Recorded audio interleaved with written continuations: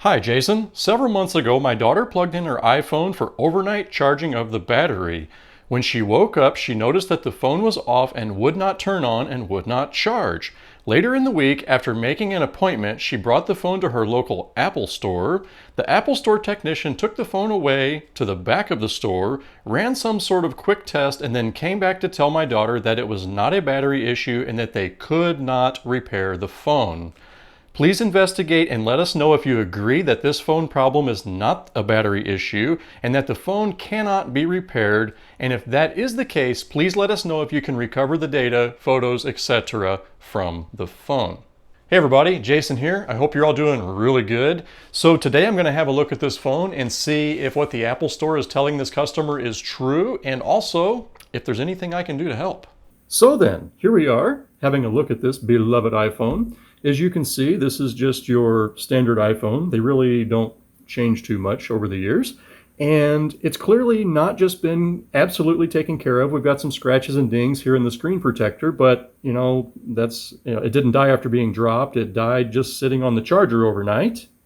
So if we connect this thing up to a charger, which is most likely all that Apple did to it, on the USB current meter, we just get a blip, blip, blip, blip. We're just getting like 450 milliamp blips. So in today's day and age with the newer phones like iPhone 12 series and up, which first of all, this isn't a new phone, but anyways, it's really, really important to be very efficient with troubleshooting, because the way Apple has changed the way the motherboards are put together, it's excruciatingly important to know exactly where the problem is before you start taking things apart, because it's no longer profitable to just like take things apart and go on a wild goose chase trying to find a short. It is immensely important to find the short and then take the board apart and repair it. So I hope that I can use this iPhone XR to show you what it is that I mean. The phone actually has some screws in it. That makes me happy.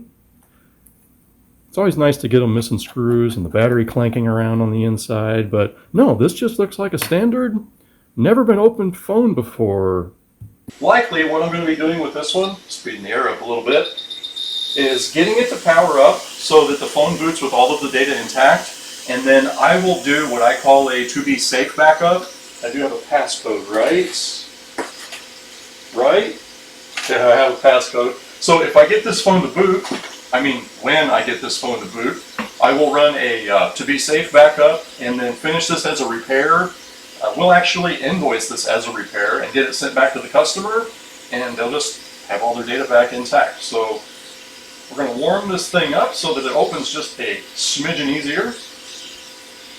Now you may notice that I'm in a new area here. It's been quite a while since I've posted a video, but I've actually been here in this area for, I don't know, 6 or 7 months or something, and it's much easier to climate control. So, alright. So anyway, welcome to my new shop. Glad you stopped by to watch my video. So as I warm this up, I'm just going to be using my built-in thermometer here to check its temperature and be sure not to overheat it. Alright, so I think we're just about up to temp. Now I'm going to close my handy dandy opener here on this phone and suction cup it down. I really have wound up liking this tool. See how it likes that cracked up screen protector, shall we? Alright, so I'm just going to start cranking this open, continuing to apply some heat. Now on the newer models, like 12 series and above, I do use a Q-tip with a tiny bit of alcohol around the outside of it. Not really necessary on these 10 series though. Alright, that sucker is pretty much cracked open. So we'll pop this out of the opener. Let's see what we got behind door number 1. Shall we? Now if I would have heated this up a lot farther, it is actually possible to open it and leave all the adhesive in place. Now on this model, we've only got this one flex cable down here to deal with, and then one up here to deal with.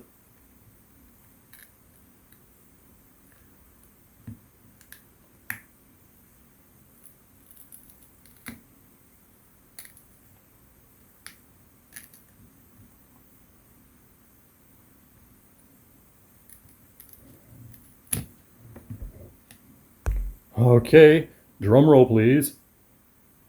Dun, dun, dun, dun. Oops, crap. Just pretend like we didn't see that. And there we go. We've got a unmutilated iPhone. What do you know about that? It's an unmutilated iPhone. All right, so here I've got the logic board out of this thing. I'm going to go ahead and begin trying to figure out here where exactly the short is at. I'm going to check the battery rail first, of course, because that's where we're going to start. Okay, so I'm going to put my red probe on ground, and I'm going to use my black probe to do the probing. And then on the battery line, which is the inside of the battery connector here, I'm getting a 0.43 in diode mode. That's a good reading. We know that's not shorted. So let's have a look at the schematics and see where we need to go from there. So here we are looking at the iPhone XR board view. So the battery line here, it's going to go straight to the Yang Z or whatever I see here on the bottom of the board, right over here. Now, I want to see if there are any test points that could elude me to other stuff here without taking this board apart. Again, we don't want to be guessing and just like trying to figure this out at random. So that shows me right here on the top of the board, we have some other test points. We have TP4045. That's what I'm going to go after next. Now, that is actually underneath the stickers here. So I'm going to begin removing the stickers. And for that, I like to use just a little smidgen of alcohol because I also like to put the stickers back on. This allows me to take them off without mutilating them.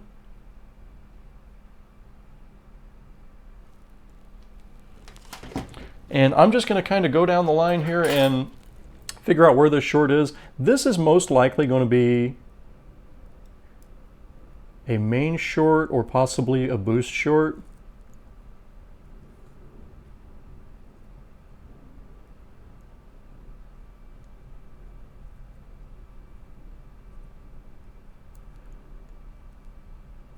Probably should let the alcohol soak for just a little bit longer. There we go. So now we got the sticker removed. Now I'm going to move right in on the next test point in line here and see what we're getting for a diode mode reading. So again, red probe on ground, and it's going to be the, the 90-degree angle here. So I'm going to go right back here and test this one. Now on this one, I am getting a 0.00 voltage drop to ground, and I don't have my multimeter hooked up so I can show you, so if you don't believe me, I'll just... Okay. Now, I said earlier that it is really, really important to know exactly where the problem is at before you start taking the board apart.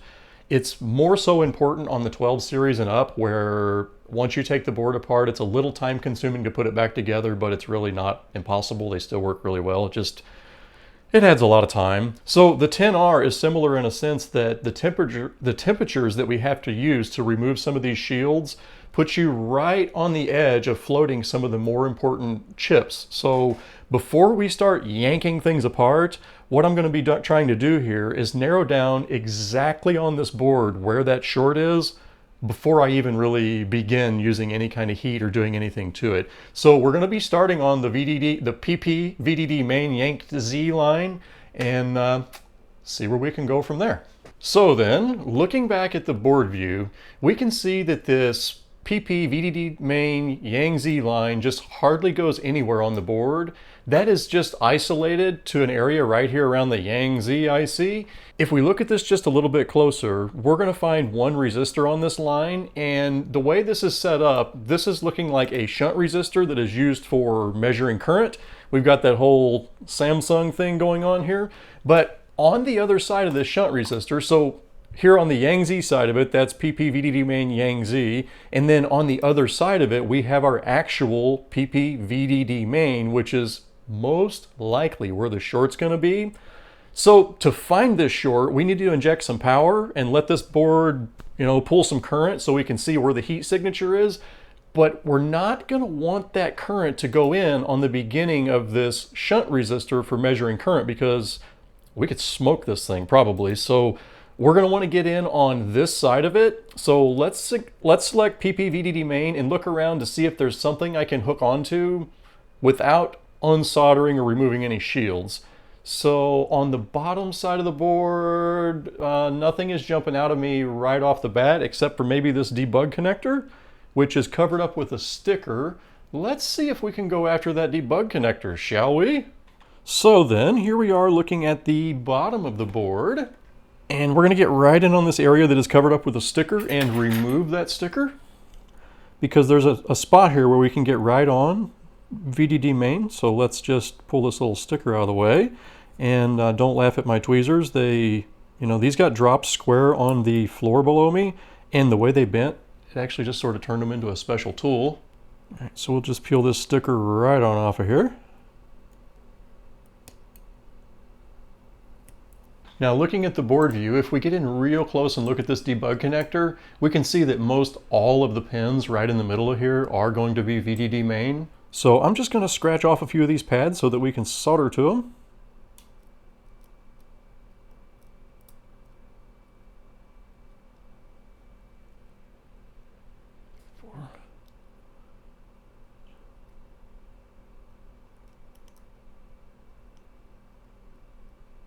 And I say a few because to find a short, we're going to need to put some current through it.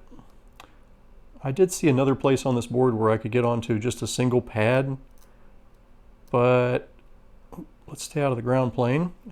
I don't want to get hooked on where I've just got a single trace to carry all the current that I'm getting ready to pass through here.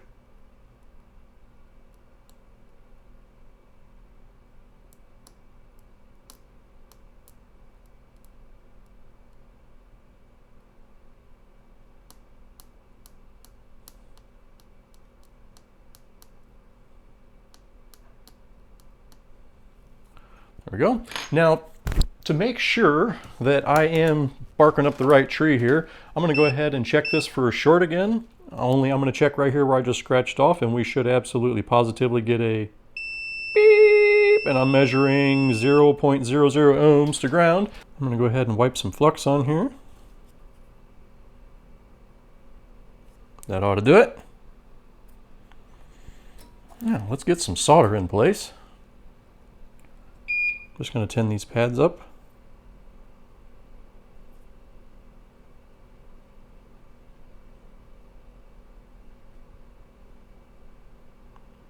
Nothing fancy. Probably should have did a better job scraping them off there, to be completely honest with you. All right. Wonder how these tweezers got dropped. All right, so let's just take our little piece of jumper wire here that I use all the time, and I'm just going to bump this with an iron and solder it right on top of here. Again, nothing fancy.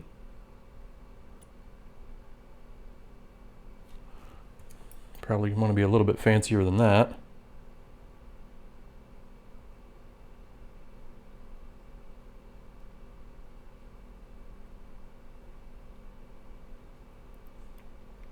That ought to be good enough, unless it just pops off there, right? Wait. We'll take it. Let's just leave it there. All right. Now, I'm pretty well certain I can just hook right up here onto that ear right there to get ground. And to verify that, I'm going to check and make sure that has continuity to ground. It does not, so that's not going to work. How about the other side? What if we check? Nope, none of that has continuity to ground. So I'm going to come down here toward the bottom of the board, check here. What the heck? Are none of these screw holes ground? That's crazy. All right. Well then, I'm going to thread a screw into the standoff post. Like that. Okay. Now then, I'm going to take my DC power supply and hook one of my probes on ground, just like that. And then I'm going to hook my other probe right up to that wire I just soldered on there. Right there. Now I've got the power supply set to 4.3 volts. I'm going to lower that to 4 volts. And I'm going to get out a thermal camera. This so far is my favorite thermal camera. This is an Infrared T2 something. It's like 25 frames a second, and I use the total crap out of this thing, especially on new model phones where we need to find out exactly where the short is before we decide whether or not to take the board apart. So here we are looking at the thermal image, and we can expect that my tiny little wire is going to get hot. Let's just try to ignore that. We're going to try to find some area of this board that we see jumping out at us, because I'm pretty well certain we're on the other side of the shunt resistor. I'm pretty well certain that the short is on the other side of the shunt resistor, and I'm going to bump the power supply to turn it on. So here we go, on, and 1, 2, 3, bump. Oh, you see that? We got a little bit of heat showing down here at the corner. I think that's actually in a really nasty spot. So let's get a little bit closer.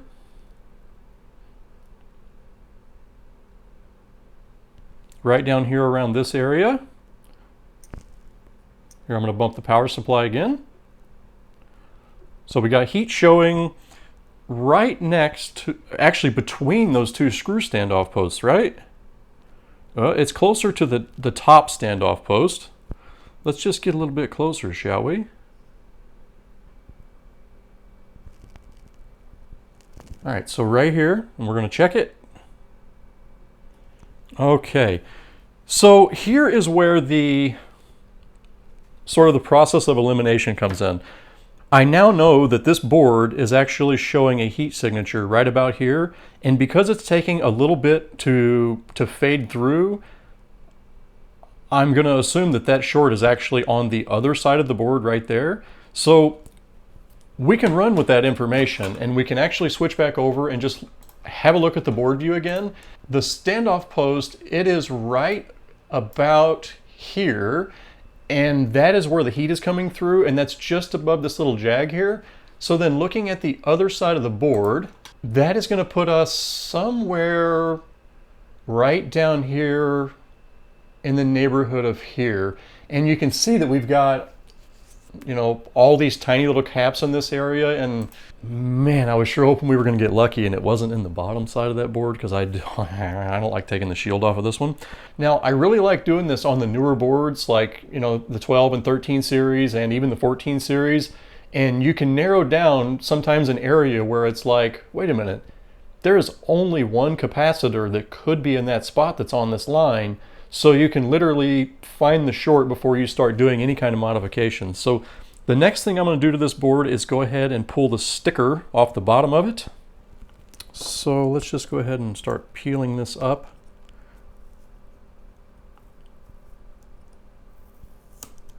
It sticks on there pretty stinking good, by the way. There we go.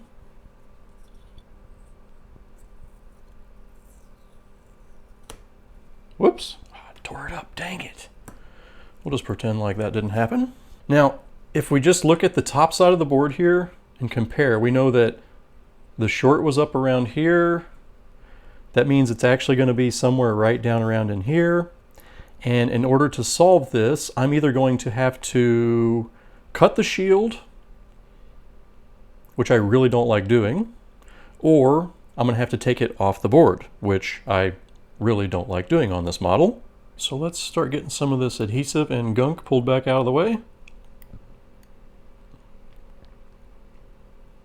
And just for the sake of knowing, I'm going to have one more look at this with a thermal camera, because if there's any way that I can prevent removing that bottom shield, I would really rather do that. We have baseband components under that shield, and removing that shield poses a serious risk to those components. And if you accidentally cause a cold solder joint in that area, then you have to reball the baseband power management IC and the baseband CPU. Why is it every time I decide I'm going to record something, it winds up being like the worst possible scenario almost every single time? Here we are, thermal imaging. I'm going to bump the power supply in 1, 2, 3, go. Oh yeah, it's right there on the edge. Look at the heat just blast out from under the side of there, and I haven't even pulled the thermal stickers off of this yet. So now I know beyond a shadow of a doubt, bam, that right there on the edge. Right there on the edge of that board, look at that. Right there, that is where the short is at. And again, switching back over and looking at the board view, if we have just a little gander here at the board view, we can see that we have right here in this area, we got ceramic caps. Right here is going to be where that short is. Now, I like to take these shields off of here using low melt. But the problem here is that I can only get to the outer perimeter here with the low melt. I can't get to, you know, that spot. And being that it's blasting out from under the edge of there just like that, it is most likely going to be the 1005 right there. So there you have it. Okie dokie. Now we know where the problem's at.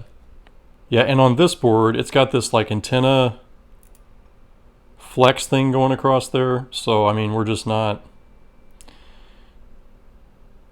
hardly getting to that. All right, let me get this thing cranked down into a holder. I'm gonna go with the big nozzle.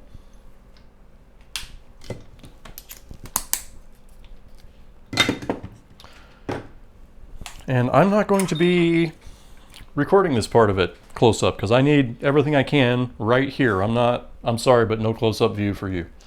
Here we go. First, I'm going to start warming the entirety of the board up. Get my little jumper wire out of the way. Do a hot air flow of 60, 430 degrees C. Actually, let's do 65, judging by the sound of it. Some more light on the situation here for me, not you. Data is involved. I would like to go ahead and put a shield on NAND. Now, I could, you know, cut out this area of it, which would actually probably be extremely smart. It's probably what I should do.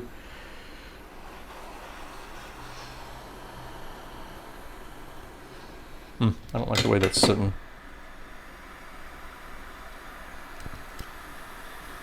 We're just going to pretend like this is an iPhone 12 or 13 board and I'm separating it. That's what we're going to do. Got to separate that without floating the CPU. Here we go.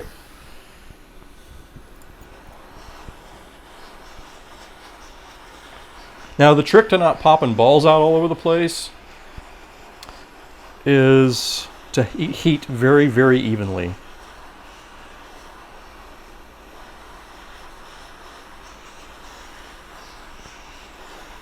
So I'm actually heating the entire board and not just this shield. And then as I'm ready to remove the shield, I'm going to move in for the kill and just heat the total holy snot out of this thing.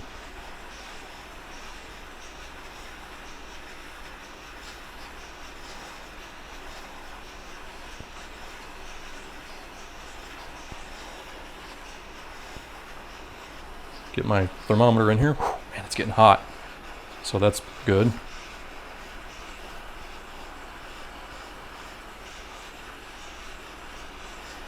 If I tried to record you a close-up view of this, I'm going to totally mangle this board and then I'll have to reball a bunch of stuff to fix it. So I'm just going to do this on my own.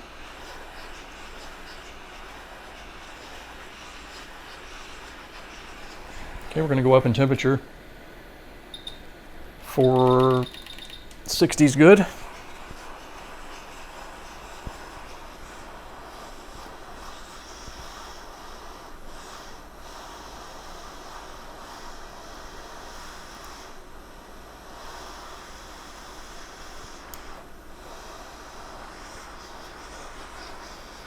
I'm going to try to lift it starting at the bottom.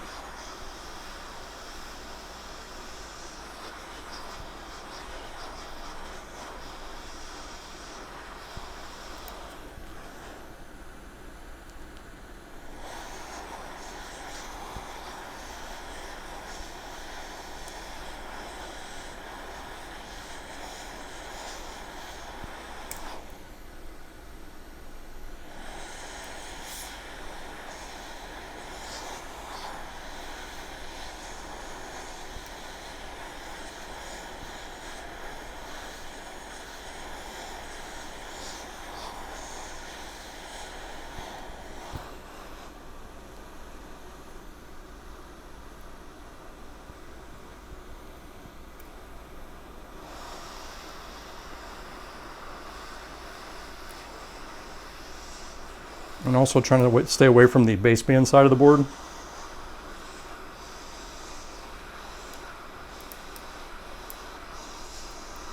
Ouch. Man, that's hot.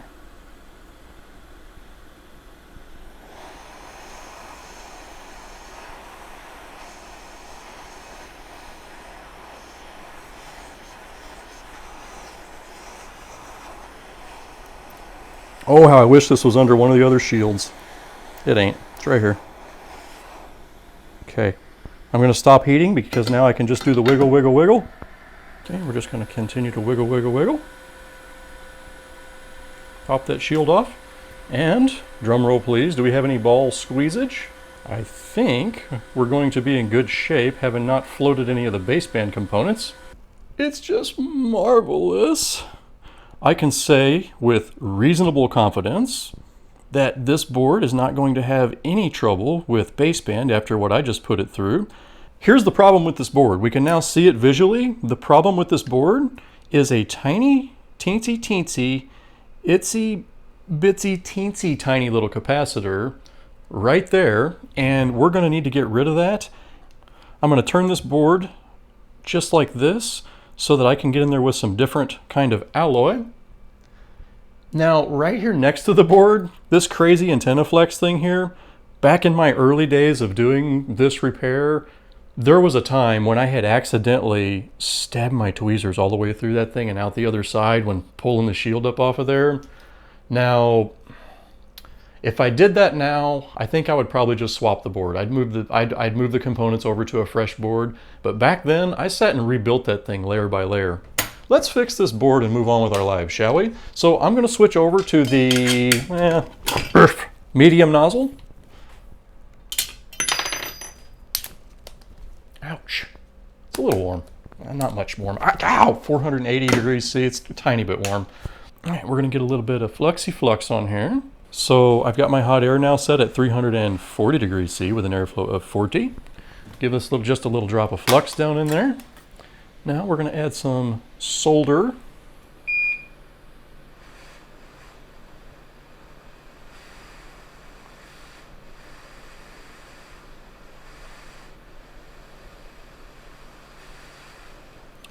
It's time for a new tip.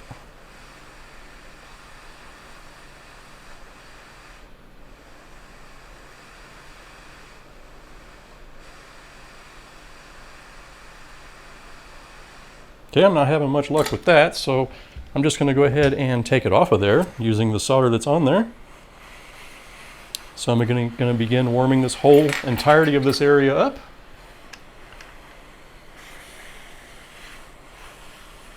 I did get a little bit on there. That's going to be fine. Need more flux though.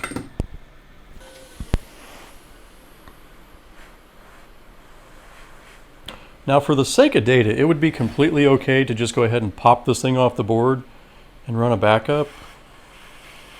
I'm going to just, since I'm in here though, I'm going to go ahead and replace it. There's nothing down here that I'm going to mess up that's going to prevent me from getting data. So there's that.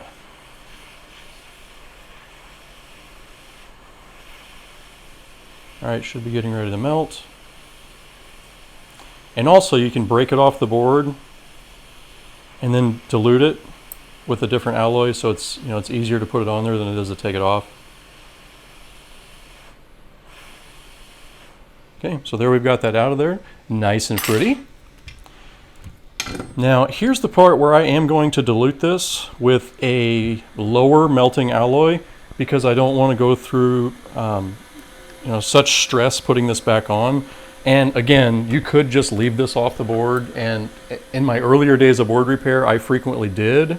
Oh, by the way, this tube of flux is completely empty. That's why I'm using a toothpick. My new tube will be here in about an hour. I can't believe I let myself run out of flux. All right, so let's just get some more flux down in here. Now the goal here is to make this melt easier so I can stick a new component on here. Just gonna get right down in there and bump these pads. Ooh, you know, that one might have been welded.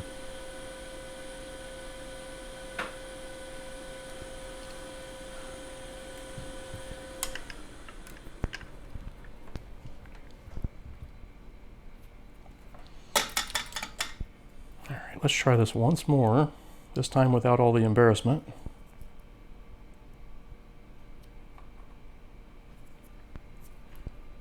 Plenty of flux. Oh yeah, there we go. All right, now warm the board up good and hot and get us some nice pads on here.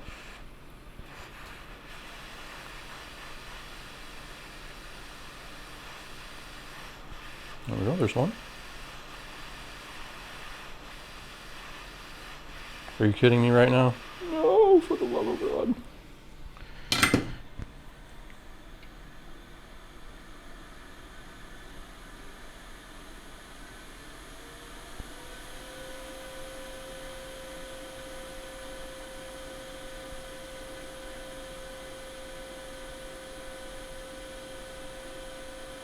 Almost there.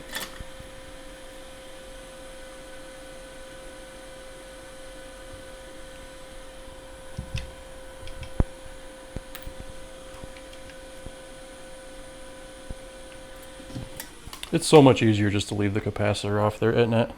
It's also easier when it's not down inside of a little hole like this.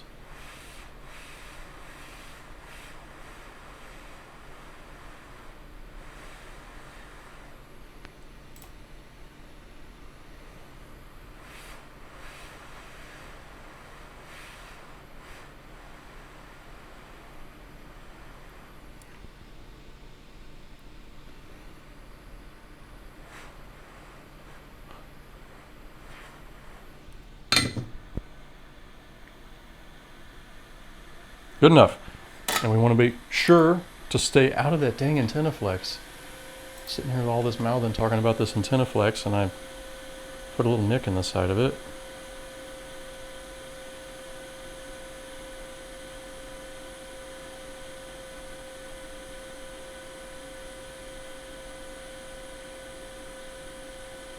The solder stuck to the side of it like a jackass. Alright, now let's get us a brand spanking new capacitor put in there.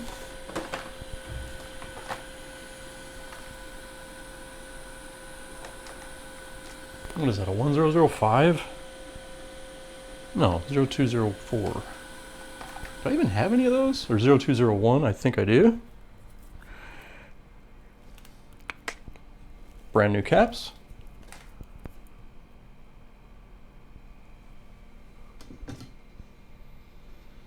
There's a part of me now that's wishing I would have just broke that off the board and left it there.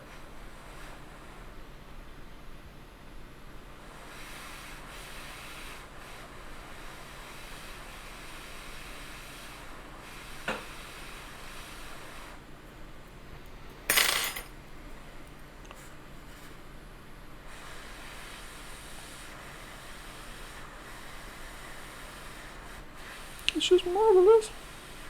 There we go. Now, while the board is still hot, I'm going to clean this up with some alcohol, make a closer evaluation on this here antenna flex that I decided to ding up a little bit, which I'm pretty well positive I have stayed out of the conductor. It's just a cosmetic blemish.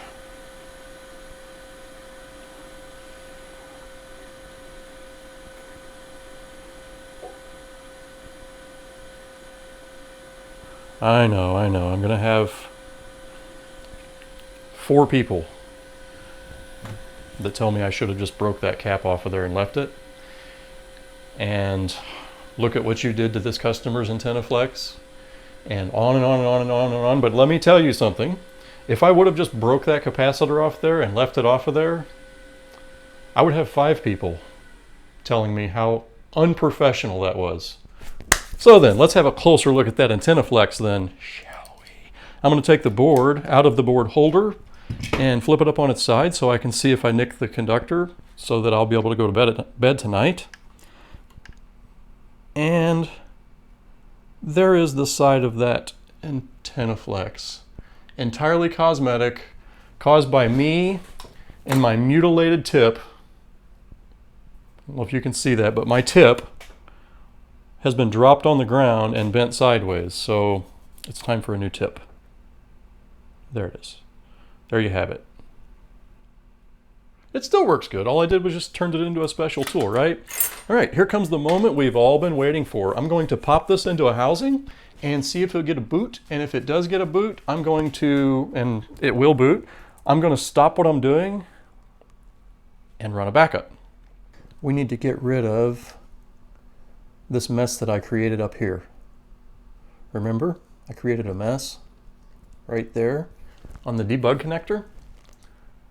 That needs to be gotten gone. So I'm just going to take me some beautiful solder wick and wick that right on off of there. Come on, beep, there it is.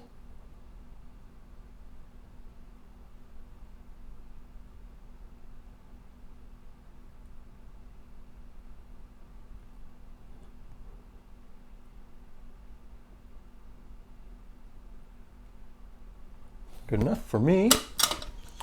Clean it up and put the sticker back on it so that I'm not worried about causing a short with this thing laying in the bottom of the housing. I almost hooked power to it, which would have been okay, but it could have caused all of us to think that the short still remained. There we go. I'm going to slap the sticker back on here. Actually, that sticker is completely mutilated, so let's stick a sticker back on the bottom of here. Here we go. Just get this insulated back up again.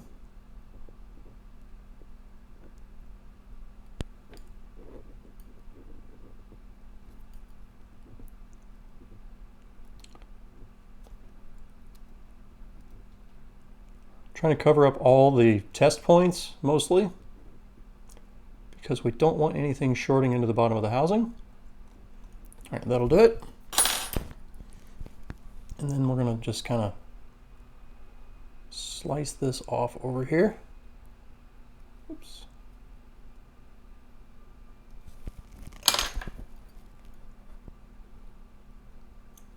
There we are. Now then, let's slap this into the housing and see if she boots. And instead of hooking the battery up, I'm going to go for the DC power supply.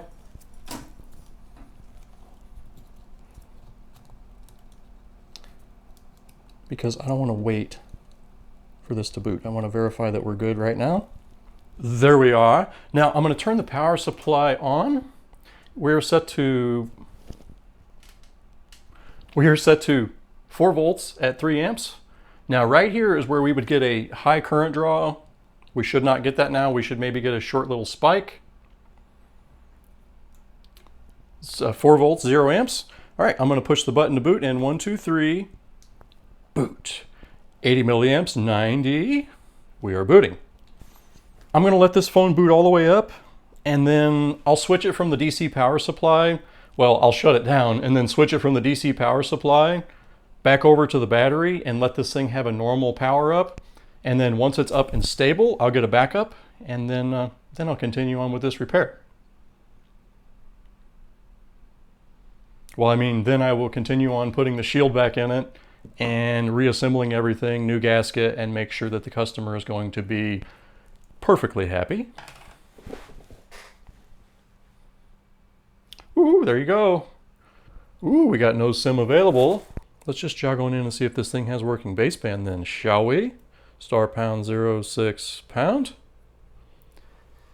Baseband is functional. It has everything to do with how evenly you heat whenever you have to heat. I really don't like cutting those shields. Okay, so I now have a full backup of this phone, and this repair is going to be a smashing success. So I have the shield put back on, and I have the board reassembled and ready to go back in the phone. Alrighty then, I have got this phone fully reassembled, and I'm about to find out if we are drawing normal charging current and if everything is going to be okay. We are drawing normal charging current for a phone that has almost a full battery, and we have Apple logo. I'm going to let this thing start up and run just a couple of quick tests here to make sure everything is okay with baseband. And we'll shoot an invoice off to the customer, let them know their data is safe and all is well. So then, hide the super secret passcode here from you. All right, just gonna do a quick camera test, back camera, front camera. Okie dokie, so that is going to conclude this repair. I have fully tested this phone and everything is functional, and this will be a very happy customer. To answer their question about whether or not Apple was being honest, yes, they were. This was definitely not a battery issue. It was a board level issue. If they said it was not repairable, that wouldn't completely be honest, because after you trade in your device, they are absolutely going to send this thing off and have it refurbished and fixed and then likely resell it again. So yeah, that's it for now. If you are still watching my video after so long, I really appreciate that. And if you're still coming back to my channel and watching my videos after being down for so long, I cannot thank you enough for that. Please let me know what you think in the comments below. Give me a thumbs up, and I will see you in the next one. Have a good day, everybody. Thank you for watching.